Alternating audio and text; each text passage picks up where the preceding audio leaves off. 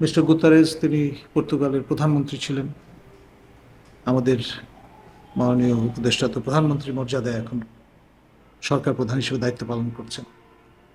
তো সেই জন্য যদি প্রতিতুলনা করেন, আমি তো বলবো মিস্টার গুতারেজের তুলনায় বরং বিশ্বজোড়া সরকার প্রধান পর্যায়ে থাকতেই তিনি খ্যাতি অর্জন করেছেন, সুখ্যাতি অর্জন করেছেন।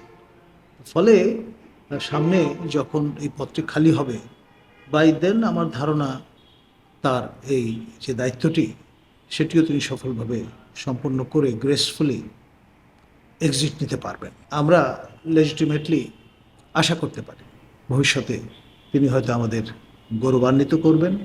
আমাদের বাংলাদেশের উষ্ণীবে আরেকটি পালক তার এই মহাসচিব হওয়ার সম্ভাবনার মাধ্যমে সংযুক্ত হবে, এ বিশ্বাস আমার আছে।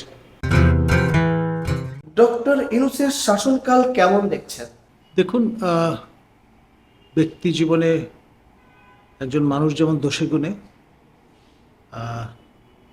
পূর্ণ থাকেন, ঠিক তেমনিভাবে একজন শাসক, সরকার প্রধান, তার উইকনেসের জায়গা থাকে, স্ট্রেংথের জায়গা থাকে।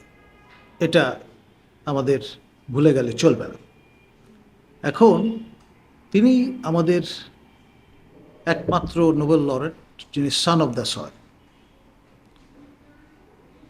অন্য যারা যেমন রবীন্দ্রনাথ ঠাকুর কিংবা অমর্ত্য সেন তাদের নিয়ে ভাগিদার আছে, কিন্তু ওনাকে আমরা ছাড়া আর কেউ ওন করার নেই as son of the soil, সেই অর্থে বলছি।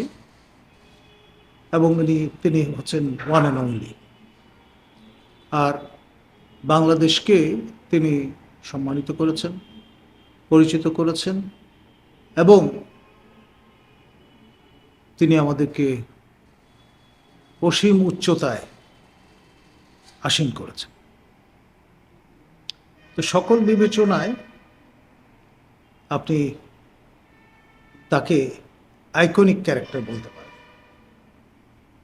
আর আরেকটি বিষয় সেটি হচ্ছে যে অভূতপূর্ব পরিস্থিতিতে তিনি সম্মতি প্রদান করেছেন এই হারকুলিয়ান দায়িত্ব কাঁধে নিতে, সেই জন্যে তিনি ধন্যবাদার্হ। আর উইকনেসের যে জায়গাটা সেটি হচ্ছে ওই একইভাবে এসছে যেটা স্ট্রেংথ, অর্থাৎ সান অফ দ্য সয়েল। তিনি চট্টগ্রামকে ভীষণভাবে ভালোবাসেন এবং তার যত নিয়োগ সবই কিন্তু ফার্স্ট প্রেফারেন্স পেয়েছে চট্টগ্রাম। এটা কি স্যার আপনি ওনার দুর্বলতা মনে করছেন? আমি বলবো এই জন্যে, তিনি তো সমগ্র জাতির, নির্দিষ্ট জেলার নন। জি। প্রত্যাশাটা তার কাছে সকল জেলাবাসীর, সেটি তাকে মনে রাখতে হবে, ভুলে গেলে চলবে না। আরেকটা হচ্ছে তার গ্রামীণ প্রীতি। এটা যেমন একটা স্ট্রেংথের জায়গা, এই গ্রামীণ তাকে এই অভূতপূর্ব সম্মান এনে দিয়েছে। তিনি কিন্তু যৌথভাবে পুরস্কারটি পেয়েছেন, ব্যক্তি ইউনূস এবং গ্রামীণের যেই নারীরা এই বিপ্লব সফল করবার ক্ষেত্রে অগ্রণী ভূমিকা রেখেছে, তাদের অবদানের স্বীকৃতি স্বরূপ কিন্তু যৌথভাবে এই নোবেল পুরস্কার তিনি পেয়েছেন। তো গ্রামীণের প্রতি ভালোবাসা তাকে কিছু সমালোচনার সম্মুখীন করেছে। আর যেমন কর্মকুফের বিষয়টা, তারপরে আপনার গ্রামীণের বিভিন্ন যে সাবসিডিয়ারি কনসার্ন আছে, বিভিন্ন অঙ্গ প্রতিষ্ঠান আছে, তাদের নানান রকম সুবিধা পাইয়ে দেওয়ার যে ব্যাপারটা, সেইটা কিন্তু ব্যক্তি ইউনূসের জন্য নিচ্ছেন না, সুবিধাটা প্রতিষ্ঠানের জন্য নিচ্ছেন। প্রতিষ্ঠানগুলো তো এই দেশের প্রতিষ্ঠান, এই দেশের মাটিতে প্রতিষ্ঠিত প্রতিষ্ঠান। তো সেইটা তার এই যে ভালোবাসা, সেই কারণে ভবিষ্যতে এই সমালোচনাগুলোর সম্মুখীন তাকে হতে হবে। এখন না হলেও, কারণ একটা জিনিস বাঙালির চরিত্রে যেটা আছে, আপনি ক্ষমতায় থাকেন, আপনাকে যত রকমের প্রশংসা সূচক বাক্য সবই আপনার জন্য ব্যবহার করা হবে। যেই ক্ষমতা থেকে চলে গেল, ক্ষমতা তো চিরস্থায়ী নয়, মানুষ নশ্বর, ক্ষমতাও মৌরসি পাট্টা নয়। তো ফলে একটা সময়ে তাকে তো দায়িত্ব ছাড়তেই হবে, তখনই কিন্তু এই বিষয়গুলো নিয়ে হইচই শুরু হবে। আর যতক্ষণ ক্ষমতায় আছেন তেলে মাথায় তেল দেওয়ার লোকের কোনো অভাব হবে না, সেভাবেই হবে। তিনি কি জাতিসংঘের মহাসচিব হতে যাচ্ছেন? আমি অবাক হব না, ইজ এ ফর্মিডেবল ক্যান্ডিডেট। এই ধরুন মিস্টার গুতারেস, বর্তমান যে মহাসচিব, তিনি কিছুদিন আগে আমাদের এখানে এসেছিলেন রোজার সময়, এবং আমাদের রোহিঙ্গা যারা এসছেন মেহমান হিসেবে আমাদের দেশে, তাদের সঙ্গে প্রায় লাখ খানেক রোহিঙ্গার সঙ্গে আমাদের মাননীয় প্রধান উপদেষ্টার সঙ্গে মিলে ইফতার করেছেন। তো এই ভদ্রলোক পর্তুগালের পররাষ্ট্রমন্ত্রী ছিলেন। আমাদের মাননীয় প্রধান উপদেষ্টা, তিনি এর আগে তত্ত্বাবধায়ক সরকারের মন্ত্রী মর্যাদায় উপদেষ্টা ছিলেন। মিস্টার গুতারেস, তিনি পর্তুগালের প্রধানমন্ত্রী ছিলেন। আমাদের মাননীয় উপদেষ্টা তো প্রধানমন্ত্রী মর্যাদায় এখন সরকার প্রধান হিসেবে দায়িত্ব পালন করছেন। তো সেই জন্য যদি প্রতিতুলনা করেন, আমি তো বলবো মিস্টার গুতারেজের তুলনায় বরং বিশ্বজোড়া সরকার প্রধান পর্যায়ে থাকতেই তিনি খ্যাতি অর্জন করেছেন, সুখ্যাতি অর্জন করেছেন।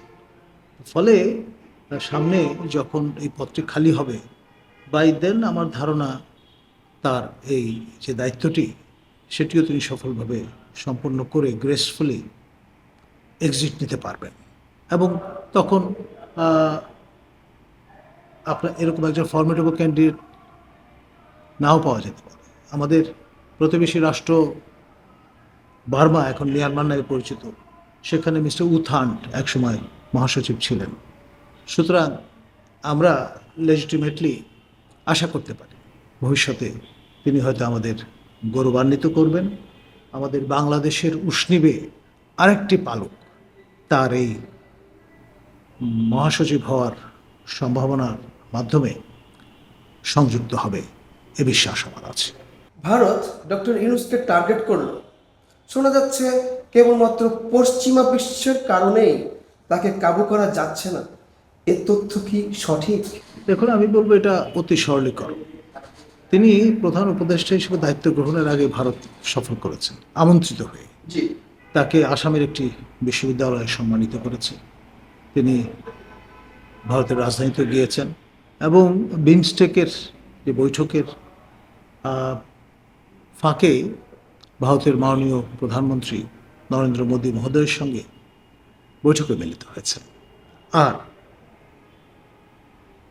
কোইন্সিডেন্টালি অ্যালফাবেটিক্যালি যেহেতু বিমস্টেকের সভাপতিত্বের দায়িত্বটি নির্দিষ্ট করা হয়, তো সেই ভিত্তিতে এখন বাংলাদেশ হচ্ছে বিমস্টেকের সভাপতি। ফলে ভিন্নভাবে আপনার ব্যাখ্যার সুযোগ আছে বলে আমি মনে করি না, কারণ আমরা সৎ প্রতিবেশী সুলভভাবে বসবাস করতে চাই এবং এ ব্যাপারে আমাদের মাননীয় প্রধান উপদেষ্টা তিনি কিন্তু সজাগ আছেন, সচেতন আছেন এবং তিনি তো বিশ্বমাপের মানুষ, বড় মাঠের খেলোয়াড় তার ভাষায়। তো তিনি সংকীর্ণতা, কপমণ্ডকতার কোনো স্কোপ রাখবেন এটা আমি মনে করি না। এই সরকার কি আওয়ামী লীগের বিচার করতে পারবে?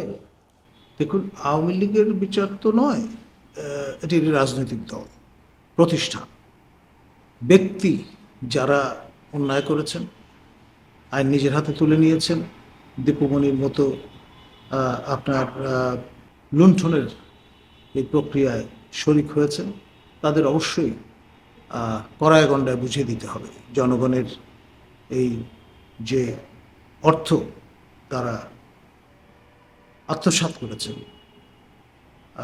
অপব্যবহার করেছেন ক্ষমতার, তার সুষ্ঠু বিচার হতে হবে। স্যার, ভারত পাকিস্তান যুদ্ধ হলে কারা এগিয়ে থাকবে বলে মনে করেন? দেখুন, এটা এমন একটা বিষয় যেখানে উভয় পক্ষই ক্ষতিগ্রস্ত হবে, লাভবান হওয়ার কোনো সুযোগ কারো আছে বলে আমি মনে করি না। এটা হলো মিউচুয়াল ডিস্ট্রাকশন, কারণ দুটি দেশই টুথ অ্যান্ড নেইল নিউক্লিয়ার, অস্ত্রশস্ত্রে সজ্জিত। এটা তো কনভেনশনাল ওয়ারফেয়ারে সীমাবদ্ধ থাকবে না। আর পাকিস্তান কিন্তু ইতিমধ্যে ঘোষণা দিয়েছে তারা আক্রান্ত হলে তারা তাদের যে আর্সেনাল আছে নিউক্লিয়ার আর্সেনাল সেটি কিন্তু তারা ব্যবহার করবে। তো সুতরাং সেই দৃষ্টিকোণ থেকে দেখলে এটা তাদের যেমন ক্ষতি, আমরা আশপাশে যারা প্রতিবেশী আমরাও ক্ষতিগ্রস্ত হব, কারণ তেজস্ক্রিয়তা পাসপোর্ট ভিসা মেনে আগায় না।